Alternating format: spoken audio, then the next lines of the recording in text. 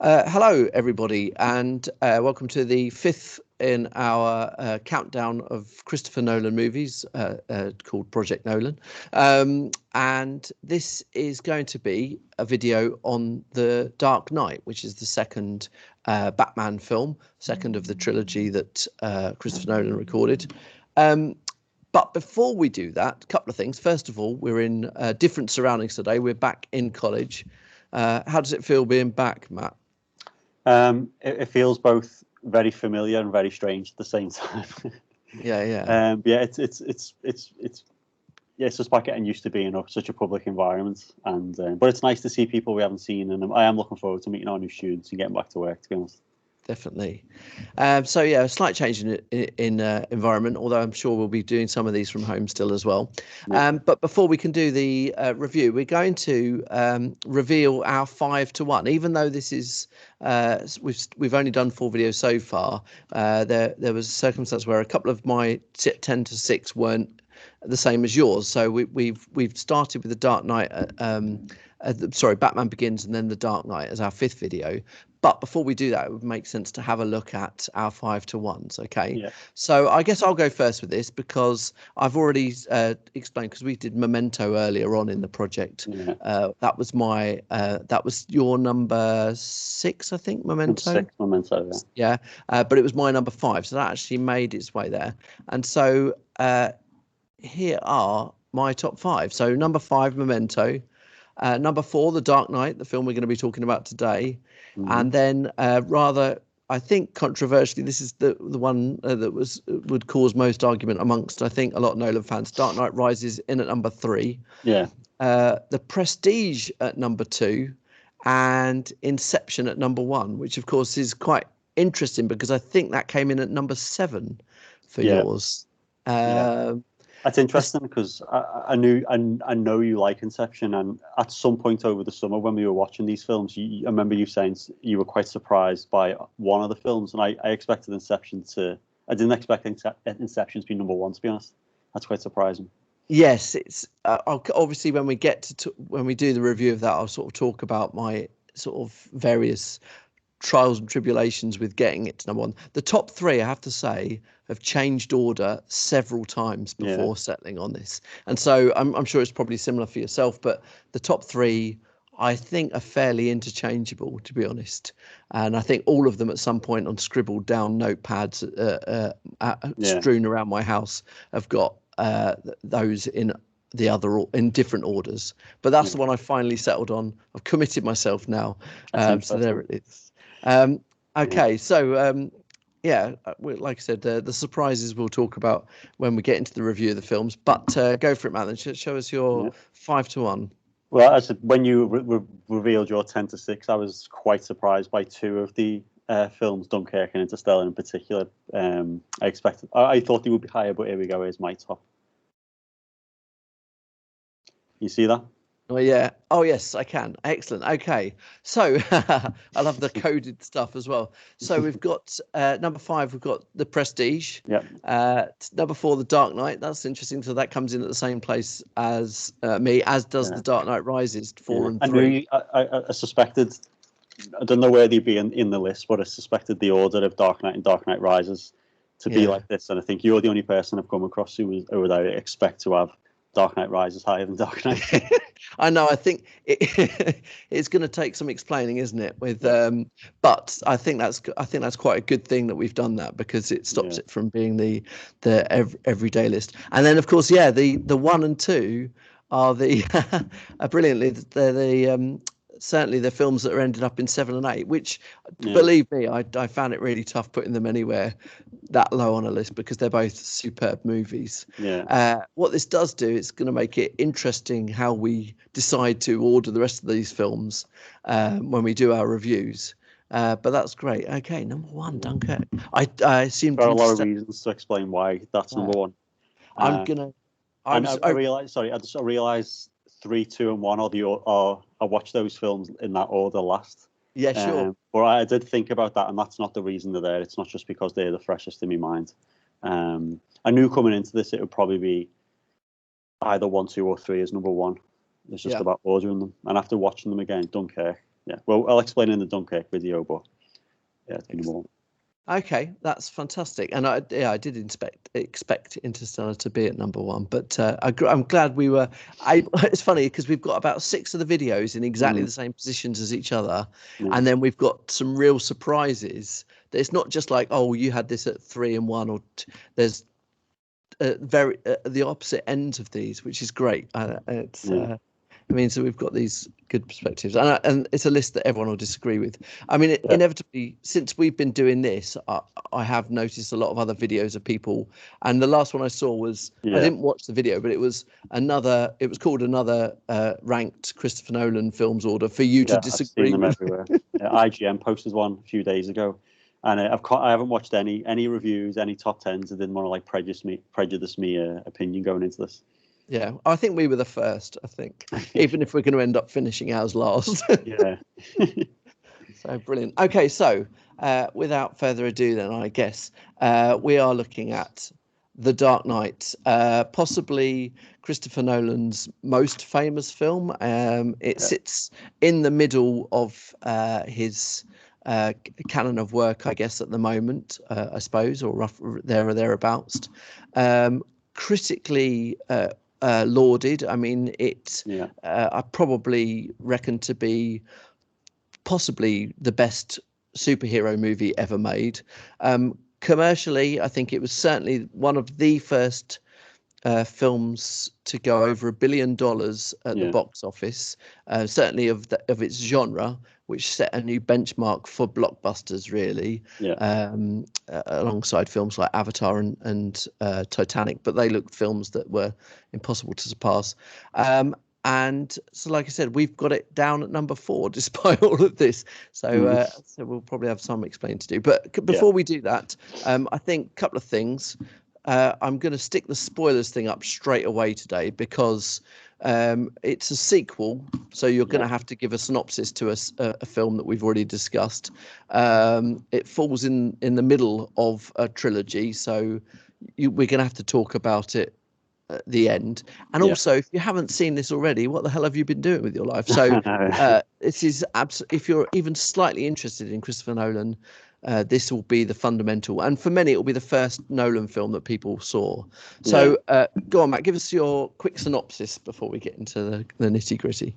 Okay, so the film picks up the threads that were set up at the end of Batman Begins, don't they? So at the end of Batman Begins, we introduce the idea of the Joker, who's emerging as a criminal within Gotham.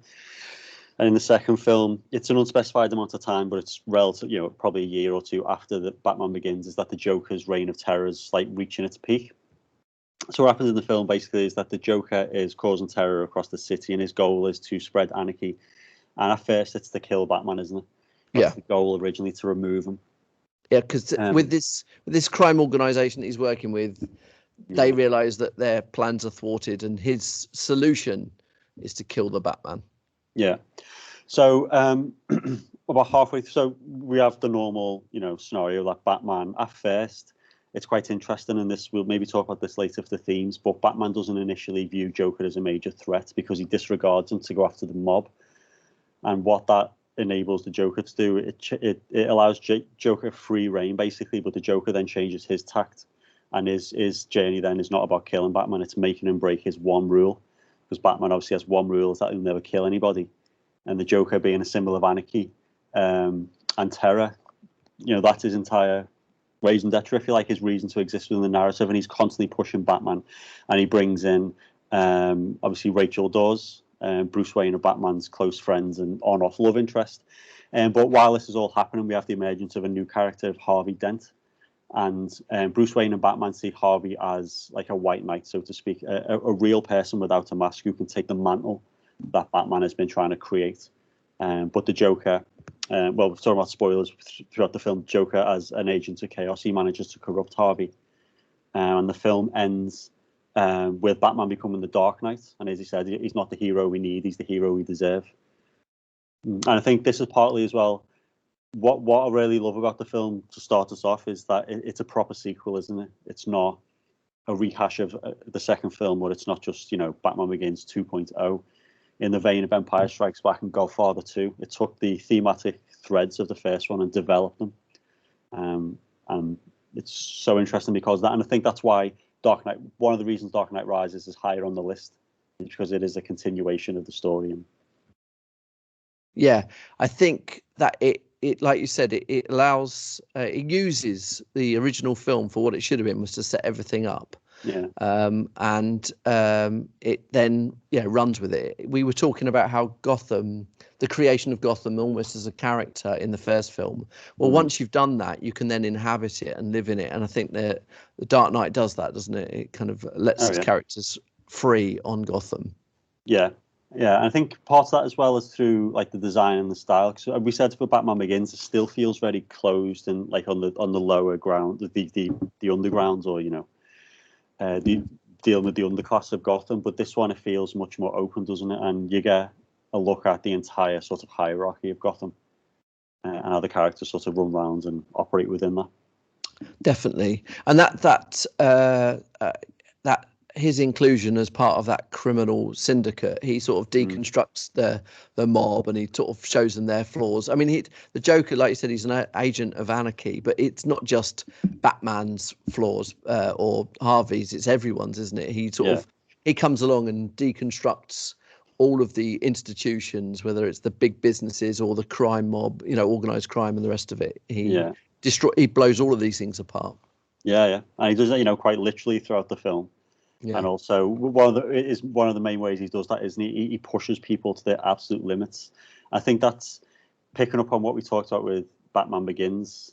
I said I read some criticism online saying it could be conservative filmmaking, but I think when the way at the end of that film and The Dark Knight builds upon those themes, it reveals quite a severe critique of whether it's American foreign policy or the way America views itself. But it really pushes the characters within the film, every one of them, to really question their own morality and their own rules and what they're willing to do to maintain like a happy society versus their own personal desire for revenge or safety. And it's interesting you bring that up, because there's the iconography of this film sort of, I think, outlives and sort of supersedes both Batman Begins and The Dark Knight Rises, probably, for a few reasons, because of the Joker, but also some of the images of Batman surveying the kind of destruction all around him. And a lot of people found those evocative, obviously, of 9/11. And obviously, whilst the entire trilogy was filmed, made, written post 9/11, this is probably a film that's used to discuss that phenomena of post 9/11 movies, isn't it? Why is this film in particular a proper post 9/11 film? Yeah.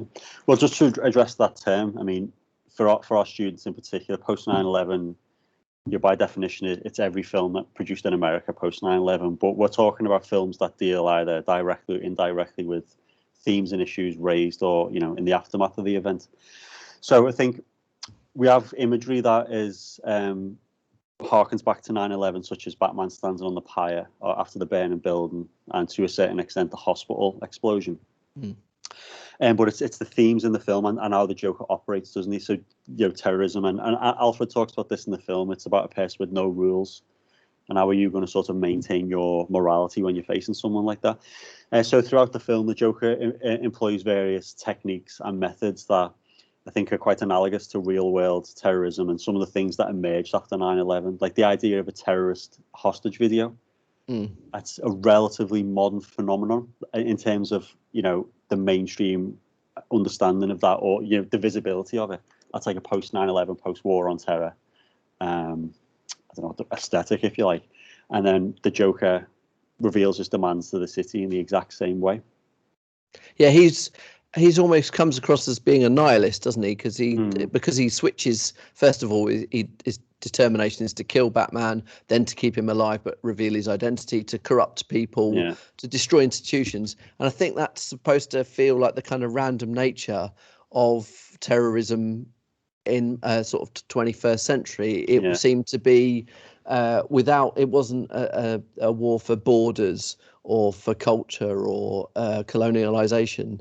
It was, we were told that and taught that what Al Qaeda wanted was the total destruction of Western civilization, an ideology, but making the antagonist anarchic or nihilistic is terrifying, isn't it?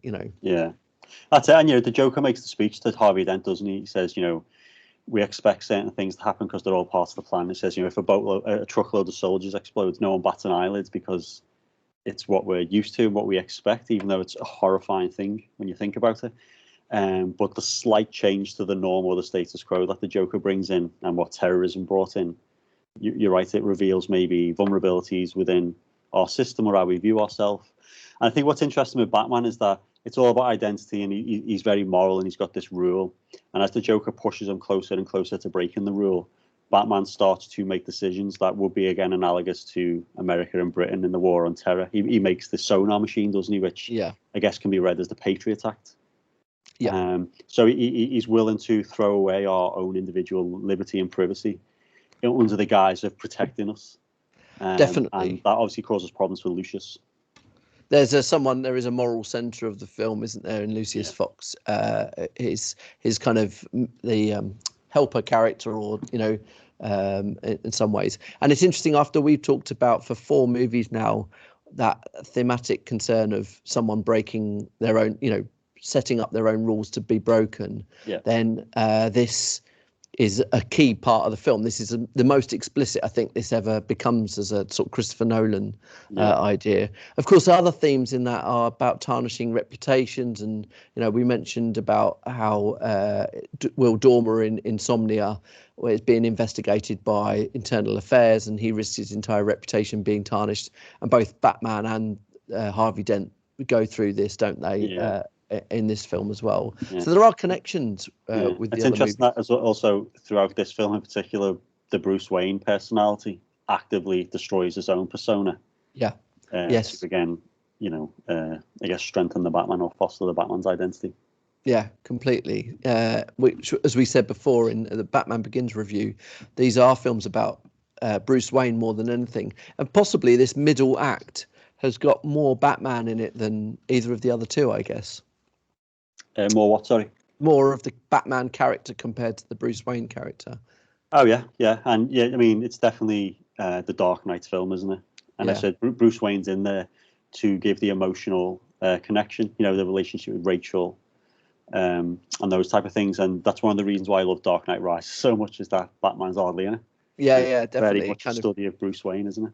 It's a fantastic bookend to that film. I suppose it's kind of understandable why Dark Knight is so popular, or why it took so much at the box office. But there are other reasons as well, aren't they, that it's so applauded? One, of course, is the character and performance of Heath Ledger as the Joker. Famously, obviously, or very sadly, he died before it was ever released. And I think, that's easy to kind of trip over that as a reason why the performance is so iconic. But I think just the way the character is written, as one thing I love about it is that origin story of the Joker is never revealed. In fact, this is sort of an anti-genre film. It's played upon because the Joker is scarred and his face is a mess. And I think he gives 3 different accounts as to how he got his scars, and none of which we assume are true, but we just don't know. This is kind of an anti-superhero film in some ways, isn't it? Oh yeah, definitely. I mean, that's most explicitly expressed at the end of the film, isn't it? Is that the film doesn't end with Batman being a superhero. He ends with, as Gordon says, being chased. We'll chase him and we'll hound him. But again, it ties into that larger theme, doesn't it, about identity and how maybe America views itself, or the West views itself after these events. Is that, maybe it's the actions and the things Batman is willing to sort of sacrifice or give up that he said he wouldn't. So like an element of corruption to his character. So like the Joker, I wouldn't say he wins at the end, but he's more than just a villain who just gets wiped out at the end. And I think, based on the ending of the film, they kill him, obviously, and I would have expected him to come back in Dark Knight Rises. To develop those themes more. Possibly. I believe the role the Joker was maybe going to play was at the judge in the kangaroo court in Dark Knight Rises. So when Bane collapses society, the Joker is, I guess, the final irony is the judge of society is this nihilist anarchist character. But I just wonder with the success of and how iconic Ledger's performance is and the success, wonder if they would have, after the fact, have had to rethink that and make him more prominent. Possibly, yeah. Which is kind of, it sounds awful to say, but there's always a shame when the success of something completely changes the direction of a franchise or of a trilogy or something like that. Yeah. But this did definitely feel like it was a middle part of these films, doesn't it? It's as you said at the start, it's not riding on the coattails of just copying the first film, but it's got its own place. Yeah, and I mean, it's got what I've seen anecdotally termed as like the Empire Strikes Back ending. Yeah, When you're making a trilogy, that the end of the second act should end on as low a point as you can.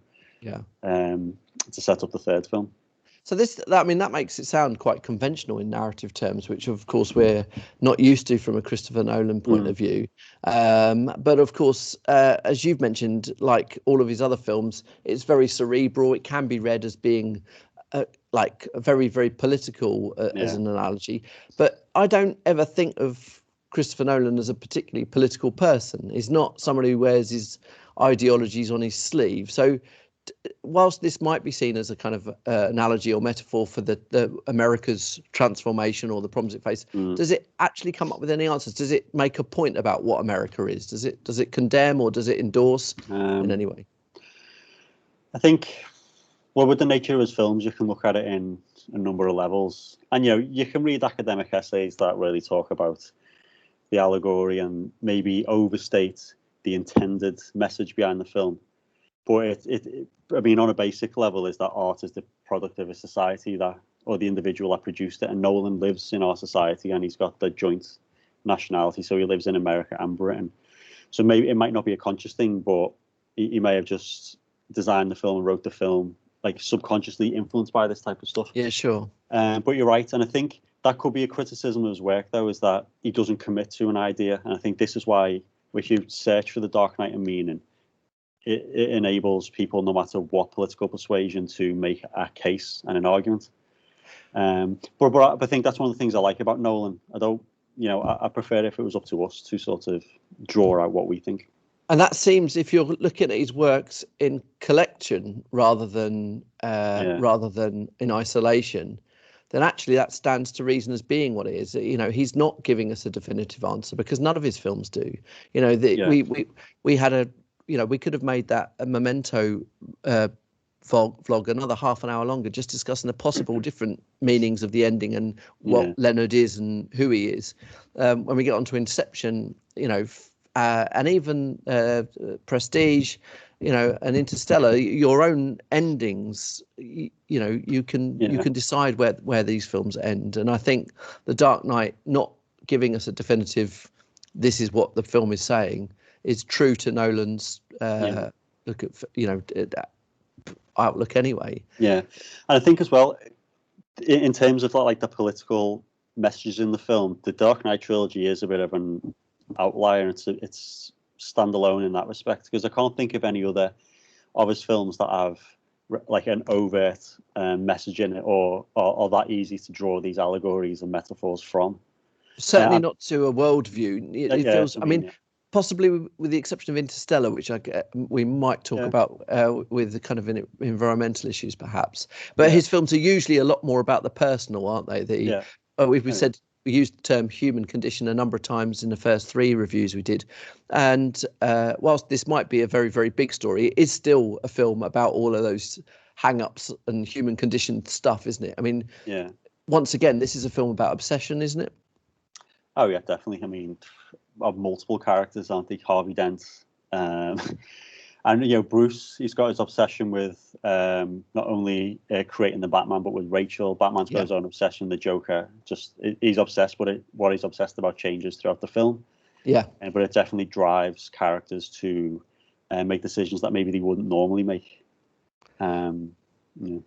And this is also, it's sort of, when we see this kind of, there's a lot of catharsis in this movie. I mean, there's a lot of getting out a lot of the frustrations and those obsessions have a real physical aspect to them, perhaps more than any of Nolan's other films. There's more violence in this movie than any of his films we've seen up until this point, and probably since, isn't there?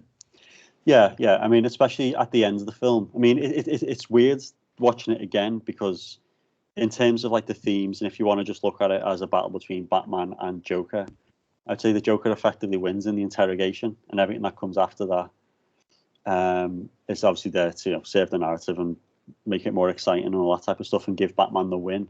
But that's when the violence comes, and you're right. That the more Batman is pushed, the more violent he becomes, and the closer he gets to sort of, breaking his rule. Yeah, definitely. Because I think the Joker articulates it. It says the line. He says, "We're fighting for the soul of Gotham." Yeah, aren't we? And again, it's how far are people willing to go, and how much are they going to compromise their own morals and their own morals to sort of win. And that continues the theme from the first one, the Batman Begins, of the people of the city, or because Ra's al Ghul sees Gotham as nothing more than a kind of capitalist nightmare that's imploded on itself, that creates, there's as much violence in the division between rich and poor, and that's why it must be destroyed and start over again. And in this one, what's it called?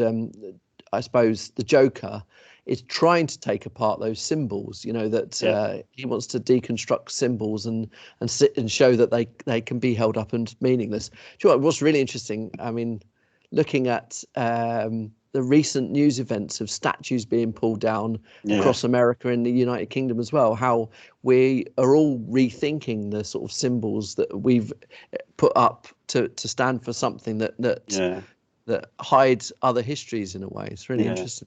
Yeah, he just goes through the film, doesn't he? And again, like destroying these hierarchies, that he destroys the mafia, effectively destroys the police. He corrupts those at the most powerful people. Yeah, so you're right. He's an interesting character, Joker, isn't he? Because he does sort of force the characters, but the spectators as well, to really reconsider, I think, what Batman's doing, and it makes you question a little bit. He's not just a two-dimensional evil villain. Yeah, he sort of not makes sense, but he's a complex character. And I think he brings the complexity out more of Batman. And as you said, this is more Batman's film than Bruce Wayne's. Do you know what? I'd never noticed before that actually after that interrogation scene, that's when like you said, that's when everything really falls apart and goes wrong. Yeah. And of course, the way he deals with that interrogation scene is everything that you worry about in a vigilante character. That the fact that he does take there's one of the most gripping. This is where Nolan does thriller very, very well in a matter of seconds. Is the part where not just when Batman the lights come on and he appears behind Joker, which is a great little sort of almost like a jump scare type thing, but the most thrilling bit is where he grabs the chair and wedges it against the door, and I think we take Gordon's POV and he's the only police person who reacts. Yeah, he's the only. Everyone else is watching, and you're right. Gordon's really interesting because he's like the moral thread throughout the entire trilogy, isn't he? And it's even at the very end of The Dark Knight Rises, the end of the trilogy, both him and Batman refer back to an event that's happened at the start of Batman Begins. That's right. And you're right. I think that's interesting, and that's a cue for the audience to say, this Batman's gone off the rails, and this is wrong. Yeah. And that's, like you said, the kind of the things that nations do that perhaps they shouldn't in the name of revenge or sovereignty or whatever. Then it's the start of the downfall. Which in narrative terms takes another sort of 8 years to recover from. I think just to contextualize it, maybe what we're talking about for maybe some of our students who are a bit younger. We talk about this 9/11, it's still very fresh in our memory, but for students coming through, it's just something that happened before they were born or when they were a kid. Is that pre 9/11 and pre the war on terror, the view of America, how we viewed it, but how the America viewed itself was very different, wasn't it? Almost like a world police. And that changed over the decades, especially the first 6 years of the decade. And that is what The Dark Knight is sort of tapping into. Definitely. Yeah, absolutely. Almost that it seems that Batman's hold over the crime is an imperialistic one, isn't it? But then, of course, it ends with a replacement where the lie has to be told that Harvey Dent was actually sort of killed by the Batman, and so that this lie liberates the city, Yeah. which of course is the main theme of the next one, without getting too much into Dark Knight Rises. Yeah. I mean, I suppose just a sort of final few thoughts: the fact that we're able to not only explain it within its own context, but look at certain key parts of the film and say how relevant it still is today to today's world politics. Yeah. You know, and on looking at how it's about breaking. Well, what's the word? Iconoclasm, isn't it? Breaking down myths and ideas. That surely keeps it its place as a classic, doesn't it? If you can read into, find meaning in it even 11 years later. Yeah, and I think this is one of the many things that separates Nolan from like the what maybe Tim Metaron who work in Hollywood. These are technically competent filmmakers, but they're not personal filmmakers. I imagine if it's someone like Michael Bay or someone, one of these job and blockbuster producers, they wouldn't have attempted to have this level of metaphorical allegory in there. I think maybe it would have been a bit easier and lazier to actually have Batman break his rule and have The Dark Knight Rise more of a redemption for that. Yeah. But I think it comes back to the original concept behind the Batman films is that Nolan wanted to reimagine it for modern audiences. Yeah. And the only way to do that is to set it in a realistic world. And obviously you can't do that without bringing the baggage that comes with it. So it's almost like it was almost inevitably going to do this simply because you're making a new Batman film in the modern world. And of course, the added genius of that, though, is that by doing away and making sure again that he films on celluloid, that he's not using CGI hardly at all, using practical effects, it means that actually the film has aged incredibly well because it still looks real, doesn't it?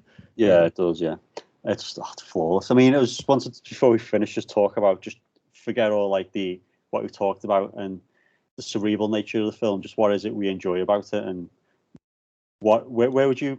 Because for me, when we talk about Nolan films, I think The Dark Knight is the first Nolan film as we understand it in terms of what the general public think of his films, massive scale, and you can tell that from the opening shot.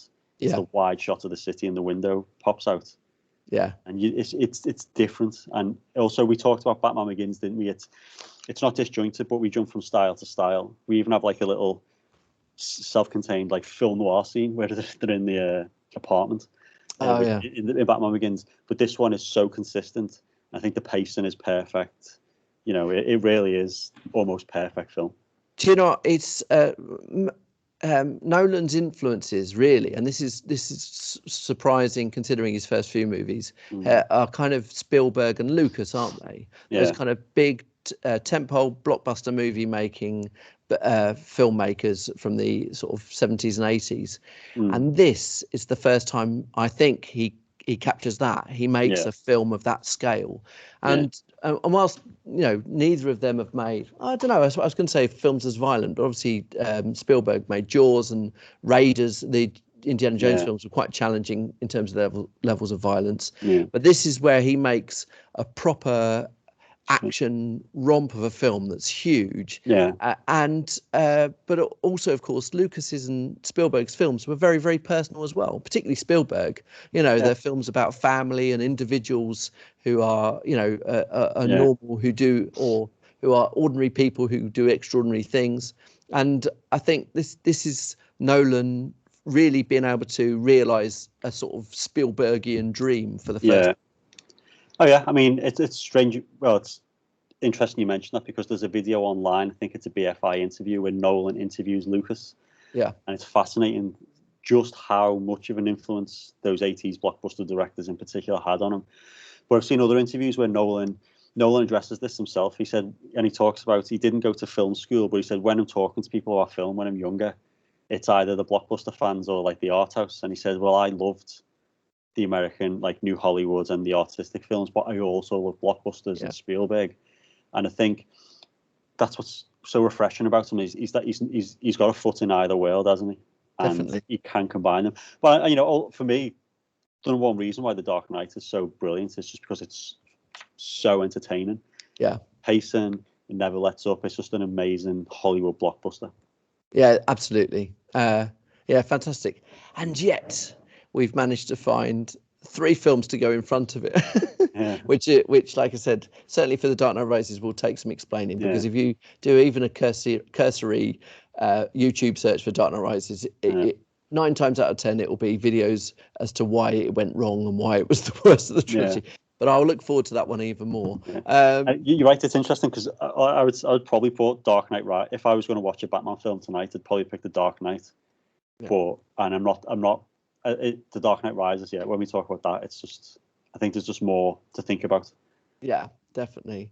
And this was probably that first heart overhead decision in all this. Yeah. Fantastic. Okay, well, The Dark Knight Rises will be the next one we talk about. And then we'll have to work out the order that we're going to do the last 4, which will be interesting. Yeah. Which will lead up to our review of Tenet, which should be available sometime quite soon. So, yeah, brilliant. Okay, well, thanks for that, Matt. Again, we could have carried on for a lot longer, I'm sure, but it would be great if people made comments underneath this, wherever they find it, and that can start a longer conversation, hopefully. Yeah, feel free to tell us why we're wrong and we don't know what we're talking about. Completely. I love it. Yeah. Fantastic. Well, thanks as always. And thanks. we'll see you all again for Dark Knight Rises. Cheerio. Yeah.